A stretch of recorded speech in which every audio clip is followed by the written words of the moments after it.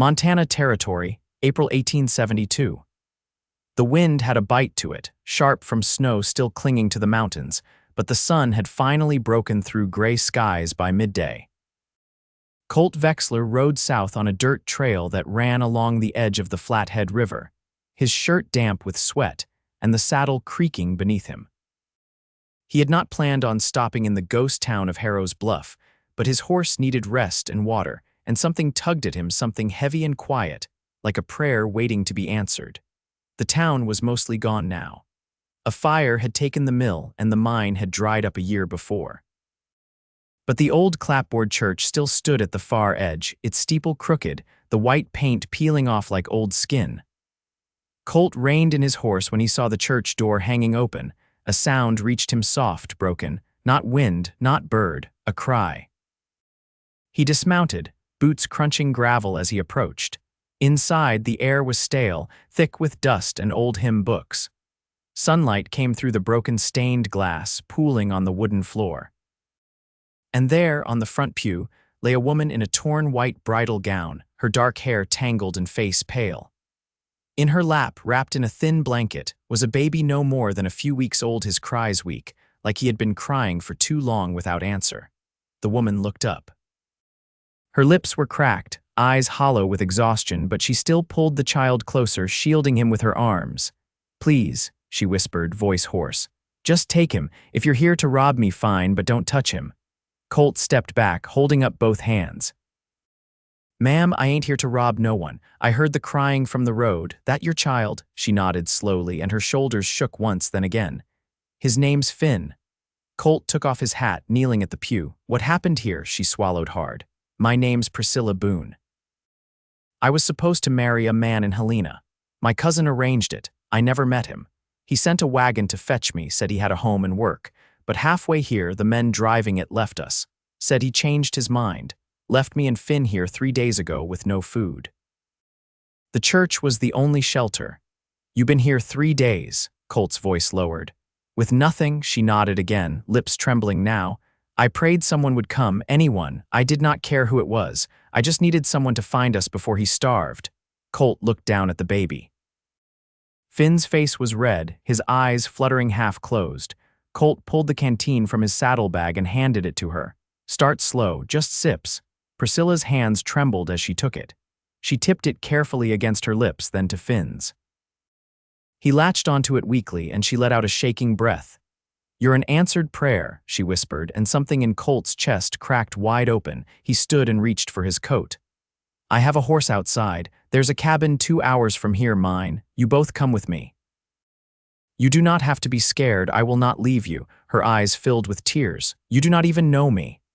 I know what I see, Colt said. You are a mother who never gave up. That's enough. She hesitated, then looked down at Finn. He had stopped crying. His tiny hand rested against her collarbone. She nodded. Colt helped her stand. She could barely walk, legs weak from hunger and cold.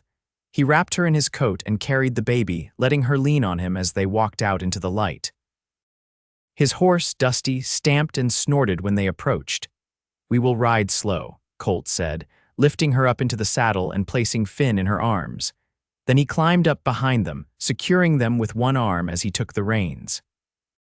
They rode in silence, the wind brushing against their faces, the world quiet but for the steady rhythm of hooves on dirt. By the time the cabin came into view, the sun had dipped low, turning the sky gold. Colt helped her down carefully. The cabin was small, one room, but warm. He had built it himself 10 years ago, a place to return to when the world wore him thin. He lit the stove, set water to boil, and opened the small pantry. Priscilla sat near the fire, Finn asleep across her lap, wrapped in one of Colt's flannel shirts. She looked up at him, her face softer now. You live here alone, she asked. I do, he said. Used to drive cattle from here to Billings. My brother passed last winter. After that, I stopped riding so far. I am sorry, she murmured. He shrugged. Part of life, but I think maybe I was meant to be here now. For you? She looked at him for a long moment, then her eyes dropped to the baby. I had no one, you know. My folks passed in a fever last year. My cousin just wanted me out of her house. I thought I was doing the right thing for Finn, marrying that man. But he never even saw us. Colt knelt beside her. He is a fool and a coward, her eyes filled again. I did not think anyone would ever help us, not really. I thought prayers were just for comfort, not for answers. He touched her hand, warm and calloused. I ain't no preacher, but I think sometimes prayers get answered by people, just like this. She leaned into him then, her head resting against his shoulder. Thank you, Colt. He held her gently, careful not to wake the baby. Outside, the first stars began to show, the fire crackled low. And for the first time in days, Priscilla Boone slept without fear. She did not know yet what would come. But she knew this: he had found her when no one else had. And that counted for something deep and real. And Colt, watching her sleep, already knew one thing clear as daylight. He was not letting her go.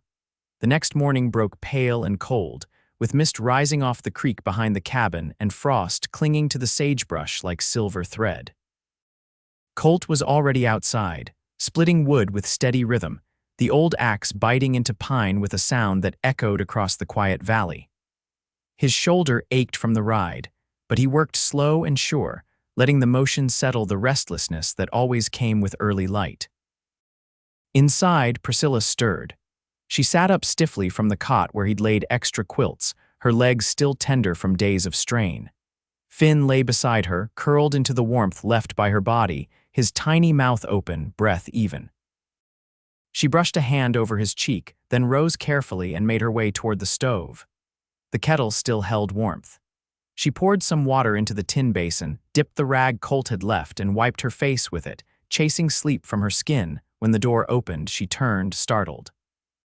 I thought you might still be resting, Colt said, stepping in with an armful of wood.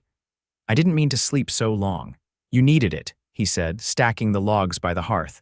That fire'll burn steady all day now. Priscilla smoothed the front of her wool skirt. You've done more for us than anyone has in my whole life. Colt shook his head, setting the axe aside. You don't owe me thanks. You were left in a bad place. Anyone with a heart would have done the same. She looked at him then, eyes level. No, they wouldn't have. He didn't respond to that, just moved to check on the baby. Finn stirred but didn't wake. Colt glanced back at her. He's strong. You did right by him. I wasn't sure, she said softly. I kept thinking maybe I was foolish to hope someone would come. But when I saw you there, she stopped herself, twisting her fingers together. I don't know what you want from us, but if it's charity, I'll work to earn it. Colt straightened. What I want is for you both to be safe. That doesn't come with a price. Still, she said, I'm not the kind to sit idle. I can sew, mend, keep a house in order. I just need to know if there's room here for more than a night. He nodded once. You're welcome here as long as you need. I wasn't planning on company, but I don't mind the sound of soft feet in the place. She gave a faint smile, then turned away, brushing her hair back behind her ears. I could make something warm. If you've got flour and lard, maybe some biscuits. There's a tin of salt pork too, he said, stepping aside to let her near the cupboard. I've got a trap line not far from here. If I check it today, might be a rabbit or two. She moved carefully but with purpose. Her hands weren't unsure, just out of practice. As she worked, Colt watched her from the doorway, arms crossed loosely over his chest. Something in her posture had changed since last night. She stood straighter now. After the biscuits were in the pan and the pork sizzling, she turned to him. Why did you come down that trail yesterday? You said you weren't planning on stopping. I didn't have a reason, he said slowly. The usual trail was too muddy. I thought the river road might be drier. Guess I was wrong, or maybe you were just meant to find us. He didn't answer that. Instead, he moved to the table and set out 2 tin plates. She joined him, easing down onto the bench with Finn nestled in a sling across her chest. He had begun to stir again, one hand batting the cloth near her collar. Colt glanced at the baby, then at her. You get any word of that man, the one who sent for you want me to ride to Helena? Her eyes darkened. No, I don't want him knowing where I am. I left with nothing but my name. Let him think we vanished. Colt nodded without pressing. You'll need a better blanket for the boy. I've some wool stashed in the trunk. I'll bring it down after breakfast. Her voice was quiet. You think we'll be here a while? I hope so, he said. Long enough to get your strength back.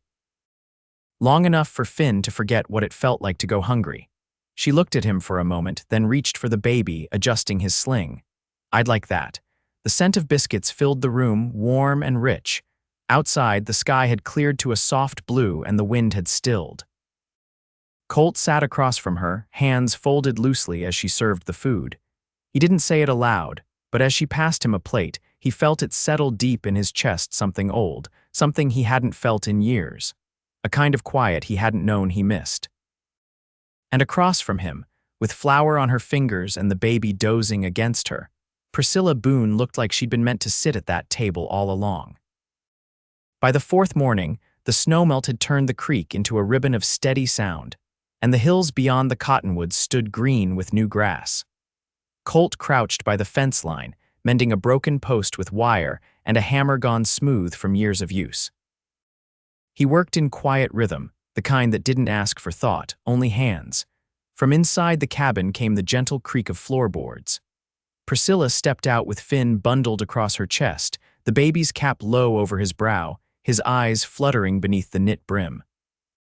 She walked slowly but steady now, her frame no longer drawn with hunger. "I boiled the last of the oats," she said. "Hope you weren't saving them." Colt straightened, brushing pine dust from his trousers. "If I was, I've forgotten why." She looked toward the creek, then back to him. "You always keep to yourself out here." "I used to go into town every few months," he said. "Before the snow set in, pick up supplies, catch word of cattle drives. Since winter, I haven't had much reason." She studied him, then stepped off the porch, boots sinking a little in the damp ground. "You sure you're not just hiding from people?" Colt wiped sweat from his brow with the back of his hand. "Maybe a little." "Is that what you think I ought to do next?" she asked, voice even. "Disappear again, same as before?" He looked up at her, eyes narrowed against the sun. "That man who left you, he made you feel like nothing, didn't he?" Her jaw tightened. "He made me feel like we were a burden. Like whatever future I thought I was walking toward didn't matter once he changed his mind. You ever think maybe that future wasn't yours to begin with?" Colt stepped closer, planting the hammer in the dirt. "Maybe it was his story, not yours." Priscilla glanced down at Finn, who shifted softly in sleep. "I want something different now," she said. "It's not just about surviving anymore. I want to build something that's ours, a life that doesn't rely on someone else's mercy." Colt nodded slowly. "Then we start with what we have. I've got seed potatoes in the shed, grounds ready if we clear the rocks. You want help with it?" "I want a hand I can trust," he said. "That's you if you're willin'." She looked at the field beyond the fence, still patchy with last year's grass. "I've never planted anything in my life. You've carried a child through hunger and cold," he said. "You're already halfway there." She smiled, then not faint or polite, but full with the kind of warmth that made his chest go still. He walked with her back toward the cabin. She laid Finn in the rocker by the hearth, tucking him in with practiced care. Colt fetched the sack of seed from the shed, then handed her a pair of gloves worn soft at the palms. They worked side by side in the field, turning earth with spades and pulling stones from the furrows. The sun rose high, warmed their backs, and brought a flush to their cheeks. They didn't speak much, but when they did, it came easy. "What did you dream of before you ended up here?" Colt asked as he pushed the last row straight. "Not this," she answered, brushing soil from her sleeves. "But now I think maybe I didn't know what to hope for, just wanted to be useful, needed somewhere I could belong without begging for it." "You don't have to beg here," he said. She looked at him then, eyes steady. "You say that like it's a promise." "It is." When the rows were finished, they stood at the edge of the field, sweat cooling on their skin. Finn's cry came faint from the cabin, not urgent, just calling. "I'll get him," she said. "I'll fetch water from the spring," Colt replied. As she turned, he caught her hand before she stepped away. He didn't squeeze it, just held it long enough for her to know it wasn't by accident. She didn't pull away. Later that evening, as the fire gave off a soft glow and the baby lay drowsing beside the rocker, Priscilla sat on the floor beside the hearth, mending a tear in Colt's shirt with small, neat stitches. He watched her from the table, fingers wrapped around a cup of chicory. "I was thinking," she said, not looking up, "about the church."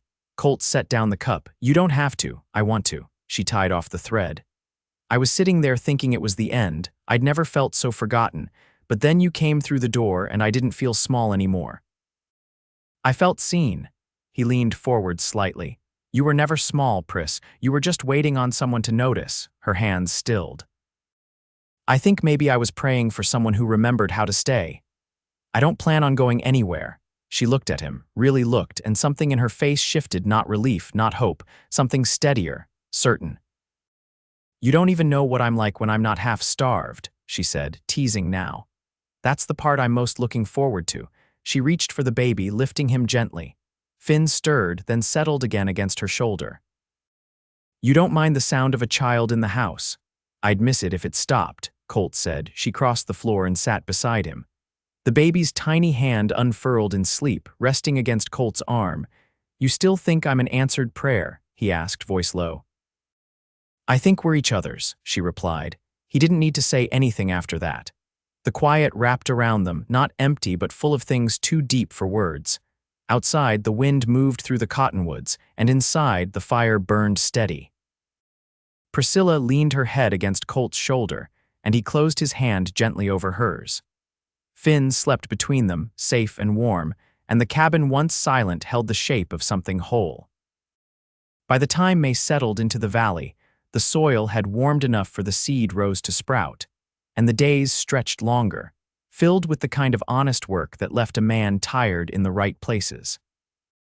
Colt had added a second line of fencing along the back pasture, and Priscilla had started drying herbs she gathered near the creek, tying them in bunches with scraps of muslin and hanging them from the rafters. That morning, Colt was repairing the latch on the barn door when he heard the tread of her boots behind him, firm now, no longer tentative. She held a small basket filled with early shoots of wild onion and greens, the hem of her skirt damp from the grass. There's a ridge of stones in that far field, she said. I found it breaking up the soil behind the shed, might be the reason nothing ever took root there. Colt set down the hammer. You thinking we dig it out? I think if we leave it, we'll be wasting good ground.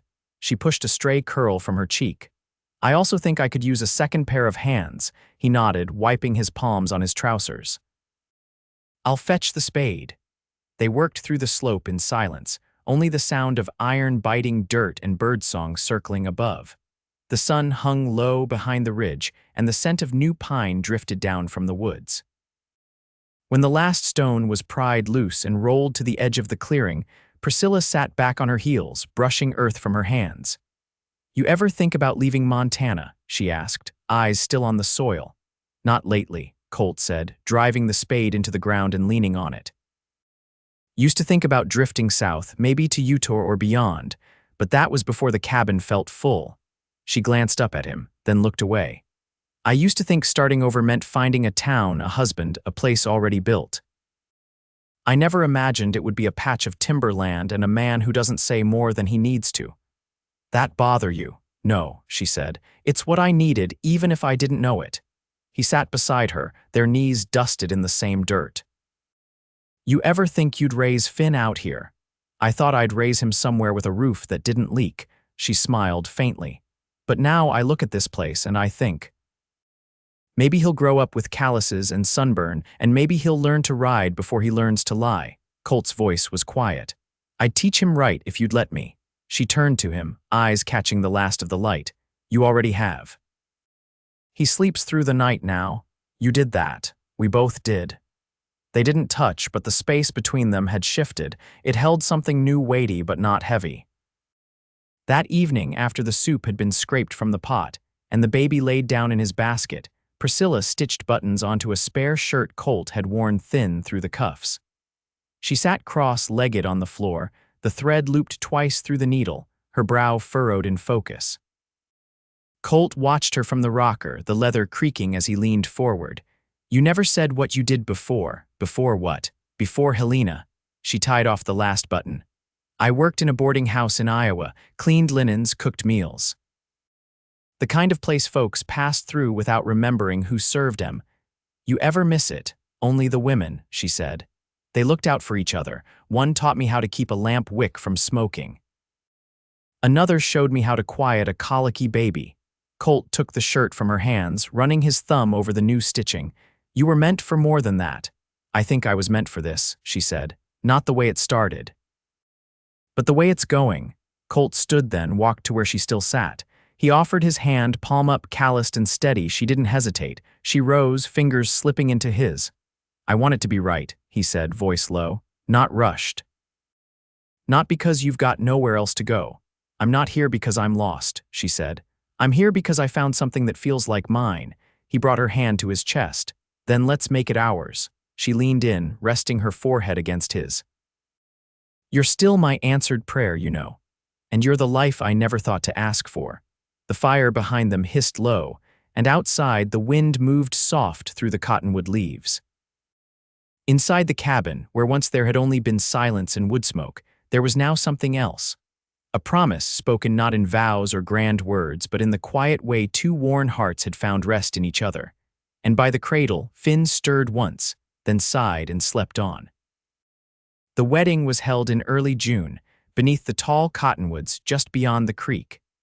Priscilla wore a dress she'd sewn herself from muslin Colt had traded for in town, a pale blue with small mother-of-pearl buttons down the front. She'd stitched it by lantern light over the course of many evenings, her hands learning the shape of home as surely as the seams learned her thread. Colt stood beside her in his best shirt, the one with the mended cuffs. His hair was neatly combed, boots cleaned and polished, and the look in his eyes held something steady and quiet, a kind of peace that had taken root so deep it showed in the stillness of his jaw. They exchanged vows with the preacher from Sula, who rode up from the nearest settlement 2 days prior and stayed the night in the hayloft. The man was old, his face lined, voice soft but sure. He asked no questions. Just opened his Bible, read his lines, and spoke the words that bound two lives together. Priscilla looked at Colt when it was her turn and said, "I choose you because you never asked me to be anything but what I already was." Colt took her hand and said, "And I choose you because when I found you, I didn't feel alone anymore." The preacher nodded, closed his book, and declared them husband and wife with no flourish, no embellishment, just truth. That was all either of them wanted. Afterward, they shared bread and smoked venison out by the edge of the field, where the potatoes had started to green. The scent of pine hung in the air, and the baby slept in a woven cradle Colt had built from willow branches, shaded beneath the lean of a cottonwood. Priscilla touched the edge of the cradle and smiled. "You made this with no pattern. Didn't need one," Colt said. "I just thought about what would hold him safe." Later that night, when the guests, 3 neighbors and the preacher had gone, Colt and Priscilla stood in the doorway of the cabin, watching the sky shift into dusk. Fireflies blinked along the grass. The warm wind carried the scent of cut hay and creek water. "He'll know this place better than we ever did," Priscilla said, nodding toward the cradle inside. Colt slipped his arm around her waist. "That's what I want for him, not just to survive it. To belong to it." She leaned into him, resting her cheek against his chest. "I used to think the world had already been written without me in it, but now I think maybe we just had to find the right corner of it." He kissed the top of her head. "You're not in a corner. You're the center of it now." That night, they lay together in the same bed for the first time as husband and wife. No words passed between them as they undressed, as they reached for each other with hands that knew work and grief and patience. Their bodies found the rhythm of something earned slow, unhurried, reverent. The lamp burned low, casting gold across the quilt. Outside, the wind moved through the grass, and inside they made something sacred from silence. That summer passed with the rhythm of a new life. Each day began with the cry of the baby, the scent of coffee, and the sound of Colt's boots moving across the floor. Priscilla planted herbs along the window ledge and learned to salt pork for winter. Colt added a second room to the cabin, hammering boards while she read aloud from an old book of verse someone had left behind in Harrow's Bluff. Finn grew strong and wide-eyed, his hair dark like his mother's, his laugh quick and bright. He learned to sit up by fall and took his first steps just as the aspens turned yellow. One morning in October, Priscilla stood in the doorway holding a small letter her cousin's handwriting, sent from Iowa. She read it once, folded it, and placed it in the stove without a word. Colt had watched her from the table. "Bad news." "Not anymore," she said. They never spoke of it again. By the time winter came, the cabin had a second chimney, a pantry full of dried goods, and a cradle that no longer fit the boy who had once barely breathed. The snow came late that year, soft and powdery, and they took turns reading by firelight, her voice low and lyrical, his steady and plain. One night, after Finn had fallen asleep on a rug by the hearth, Priscilla turned to Colt and said, "I never thought I'd love again." Not after being left behind like that. He reached for her hand. "You weren't left behind, you were waiting for the right place to land." She smiled, eyes shining from the fire. "I'm done waiting." They grew older together without noticing. The cabin weathered storms and seasons. The boy became a young man who could split wood before breakfast and ride a pony bareback through the timber. He learned to listen before speaking, to build with care, to treat the land with respect. When neighbors spoke of him, they said he was the kind of boy who'd been raised with love and not a single wasted word. And when Priscilla stood on the porch in the evenings, her hair threaded with silver, she'd watch Colt walk in from the field and feel the same quiet certainty she'd felt the day he knelt beside her in that broken church. He was her answered prayer, and she was his home. They never left the valley. They never needed to. What they built there between dirt and fire, silence and trust, was more than shelter. It was the kind of love that didn't need to be spoken to be believed. And every morning, when they woke with their hands still tangled together, they knew they'd found the only thing worth holding on to.